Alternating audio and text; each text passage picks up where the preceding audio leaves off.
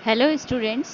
Interference chapters के continuity में Newton rings का अगला टॉपिक है diameter of dark and bright rings. आपको जो दीप्त और अदीप्त वलय यहाँ प्राप्त होंगे उनके व्यास क्या होंगे ये हम कैलकुलेट करने जा रहे हैं। तो ये एक छोटा सा मैथमेटिकल इंटरप्रिटेशन है, इसे देखें। माना लेंस के प्लेट के संपर्क वाले वक्र पृष्ठ की वक्रता त्रिज्या r है। चित्र में एक वक्र पृष्ठ का केंद्र C है। लेंस तथा प्लेट का संपर्क बिंदु O है। प्लेट व लेंस के बीच बिंदु P पर फिल्म की मोटाई T है तथा इसके संगत न्यूटन वलय की त्रिज्या r है। बिंदु P से OC पर अभिलंब PA है। अब देखें समकोण ट्राइंगल CAP से, सिमिलर ट्राइंगल आप देख रहे हैं CAP से, जो आपको एक राइट एंगल ट्राइंगल दिख रहा है। तो यहाँ पर CP square is equals to CA square plus AP square, आधार स्क्वायर प्लस अभिलंब स्क्वायर बराबर कर्ण स्क्वायर। ये पाइथागोरस थ्योरम हमने यहाँ अप्लाई किया है क्योंकि CA जो है वो परपेंडिकुलर है AP के ऊपर। तो CP की वैल्यू जो है इसका त्रिज्या के बराबर है R, और CA की वैल्यू R माइनस T के बराबर है, प्लस AP जो है वो न्यूटन रिंग जो बन रही है उसकी रेडियस है।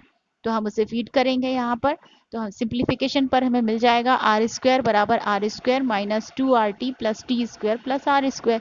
चूंकि टी जो थिकनेस जो है देख रहे हैं आप फिल्म की, वहां पर बहुत कम है, बहुत छोटी राशि है, अतः उसका स्क्वायर करेंगे तो वो नेग्लिजिबल के बराबर आएगी, इसलिए आप उसको नेग्लेक्ट कर सकते हैं। तो आर स्क्वायर सिंप्लीफाई हो जाएगा।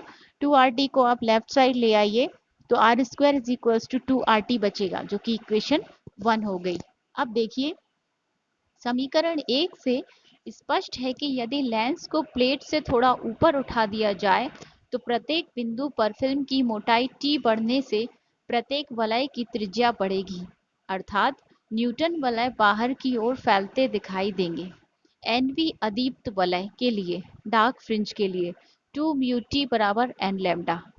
तो 2T बराबर n लैम्डा बाय म्यू, इसको हमने अरेंज कर दिया है तो इक्वेशन 2 बन गई। आगे देखिए समीकरण 1 में 2T का मान रखने पर nवें अदीप्त वलय के लिए, तो आपने देखें जो एक में जो मान है वो आर स्क्वायर बराबर 2RT है। 2T की वैल्यू हम यहाँ सब्सटीट्यूट करेंगे तो R N square is equals to R N lambda by mu मिल जाएगा। यदि nवें अदीप्त वलय का व्यास dn है तो dn स्क्वायर बराबर 2rn whole square is equals to 4rn lambda by mu आ जाएगा, जिसे हमने समीकरण 3 का नाम दिया है। क्योंकि रेडियस का जो वर्ग है यहाँ पर rn लैम्डा बाय म्यू दिखाया है, तो यदि हम किसी अदीप्त वलय का व्यास dn माने तो रेडियस में और डायमीटर में रिलेशन होता है कि रेडियस का डबल जो है वो डायमीटर व्यास के बराबर होता है, त्रिज्या का दोगुना व्यास के बराबर होता है। तो वहां पर हमने 2rn स्क्वायर रख दिया, n जो है वो सफिक्स में है, लेकिन राइट साइड में 4rn लैम्डा बाय म्यू मिल जाएगा, जो समीकरण 3 बन गया।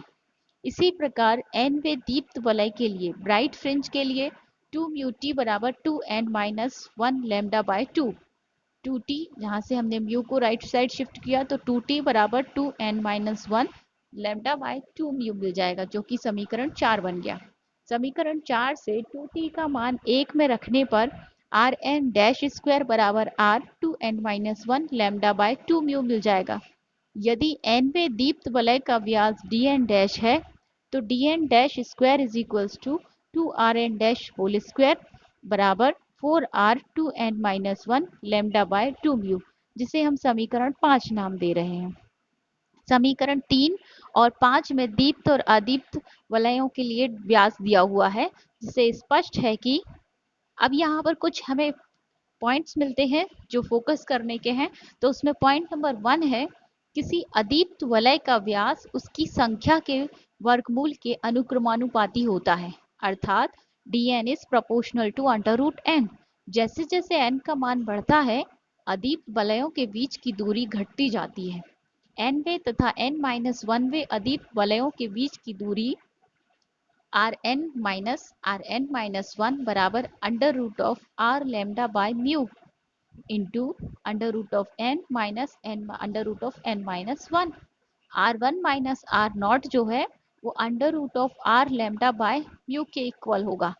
R2 माइनस R1 जो है वो under root of R lambda by mu under root of 2 minus under root of 1, 0.414 simplification पर आ जाएगा और under root of R lambda by mu. Root 2 का मान 1.43 और अंडर रूट ऑफ 1 तो 1 ही होगा। Sorry minus under root of iota हो नहीं, माइनस 1 नहीं 1 ही होगा। R3 माइनस R2 का मान under root of R lambda by mu under root of 3 minus under root of 2 जो कि इक्वल आएगा 0.318 under root of R lambda by mu के। R4 माइनस R3 जो है वो under root of R lambda by mu under root of 4 minus under root of 3 जो कि बराबर होगा 0.268 under root of R lambda by mu के। इससे क्लियर है कि स्पष्टतः R4 माइनस R3 का मान छोटा है R3 माइनस R2 से और छोटा है R2 माइनस R1 से एंड छोटा है R1 माइनस R0 से। इसी प्रकार nवे तथा nवे दीप्त वलयों के बीच की दूरी, अभी हम अदीप्त वलयों के बीच की दूरी देख रहे थे, अब हम दीप्त वलयों के बीच की दूरी देखेंगे। R N dash minus R N minus 1 उससे एक पहले वाले की रेडियस बराबर under root of R lambda by 2 mu under root of 2n minus 1 minus of 2n minus 1 और माइनस 1 तो मिलके हो जाएंगे माइनस 3। यहाँ पर सिंप्लीफिकेशन करने पे R2 dash minus R1 dash बराबर under root of R lambda by 2 mu under root of 3 minus under root of 1 जो कि सिंप्लीफाई होने पर मिल जाएगा 0.82 under root of R lambda by 2 mu. R3 dash minus R2 dash बराबर under root of R lambda by 2 mu under root of 5 minus under root of 3 जो कि बराबर होगा 0.504 under root of R lambda by 2 mu. R4 dash minus R3 dash बराबर under root of R lambda by 2 mu under root of 7 minus under root of 5 तो जो कि मिलेगा 0.41 under root of R lambda by 2 mu के। अतः इससे क्या clear है, R4 dash minus R3 dash की वैल्यू छोटी है R3 dash minus R2 dash के, सॉरी यहाँ बाय मिस्टेक 3 डैश लिखा है, यहाँ 2 डैश होगा and R2 dash is less R2 dash minus R1 dash के। ये फर्स्ट पॉइंट था कि जैसे जैसे हम आगे जाते जाएंगे तो कंटिन्यूस जो रेडियस है उनके बीच का गैप जो है वो कम होता चला जाएगा। फिल्म के माध्यम का अपवर्तनांक बढ़ने पर यानी कि म्यू बढ़ने पर वलय का व्यास कम हो जाता है, अर्थात न्यूटन वलय अंदर की ओर सिकुड़ते दिखाई देते हैं। दूसरे शब्दों में यदि लेंस व समतल कांच की प्लेट के बीच वायु के स्थान पर जल की बूंद डालकर फिल्म बनाई जाए तो न्यूटन वलयों का व्यास कम हो जाता है। जैसा कि आप समीकरण में देख रहे हैं कि डी इन जनरल किसी भी के लिए भी ले लीजिए, दीप्त या अदीप्त के लिए आर प्रोपोर्शनल है under root of R lambda upon 2 mu के, म्यू जो कि अपवर्तनांक है। तो जब अगर हम म्यू का मान बढ़ाते हैं तो स्वाभाविक सी बात है कि रेडियस जो है वो कम होगी, रेडियस कम होगी तो डायमीटर भी कम हो जाएगा, तो इसीलिए व्यास जो है वो कम होता जाएगा और न्यूटन रिंग सिकुड़ते हुए दिखाई देंगे। तीसरा पॉइंट है न्यूटन के दीप्त वलयों के व्यास विषम पूर्णांकों के वर्गमूल के अनुक्रमानुपाती होते हैं। किसके? दीप्त वलयों के, अर्थात डी एन डैश समानुपाती under root of 2n minus 1। तो ये जो है विषम पूर्णांकों के वर्गमूल के अनुक्रमानुपाती हैं तथा अदीप्त वलयों के व्यास उसकी संख्या के वर्गमूल के अनुक्रमानुपाती हैं। तो यहाँ पे dn समानुपाती अंडर रूट 10 है। तो किन्हीं दो क्रमागत अदीप्त वलयों के व्यास के वर्ग का अंतर निकालें, dn square minus dn minus 1 square, तब हमें मिलेगा 4r लैम्डा अपॉन म्यू। यहाँ वर्ग इसलिए लिया ताकि आगे का वर्गमूल जो है वो कैंसिल हो जाए, तो n minus of n minus 1 मिल जाएगा, तो n कैंसिल हो जाएंगे और माइनस इंटू माइनस 1 मिलके प्लस 1 बन जाएगा। हमें सिंप्लीफिकेशन में 4r लैम्डा अपॉन म्यू मिलेगा, जिसमें r भी कांस्टेंट है, लैम्डा भी कांस्टेंट है, म्यू भी कांस्टेंट है, तो ऑल ओवर एक कांस्टेंट या नियत वैल्यू मिलेगी। इसी प्रकार दो क्रमागत दीप्त वलयों के व्यास के वर्ग का अंतर लें, dn डैश वर्ग माइनस dn माइनस 1 डैश वर्ग बराबर 4r lambda upon 2 mu 2n minus 1 minus of 2n minus 3। तब हमें सिंप्लीफिकेशन पर मिलेगा 2n कैंसिल हो जाएंगे, माइनस 1 माइनस ऑफ माइनस 3 मिलके हो जाएंगे प्लस 3 और यहाँ से ये -1 मिलके +2 बचेगा और नीचे डिनोमिनेटर का 2 कैंसिल हो जाएगा। 4r लैम्डा अपॉन म्यू जो कि एक कांस्टेंट वैल्यू है। इस प्रकार न्यूटन वलयों में दो क्रमागत वलयों के वर्ग का अंतर समान होता है।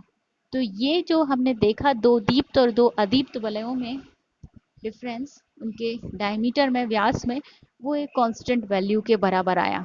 तो यहाँ हमने 3 डिफरेंट पॉइंट्स को देखा न्यूटन रिंग के डायमीटर कैलकुलेशन में और उनसे अलग अलग कंक्लूजन ड्रॉ किए। तो ये था आज के टॉपिक के बारे में, इसे ध्यान से पढ़िए। Thank you very much.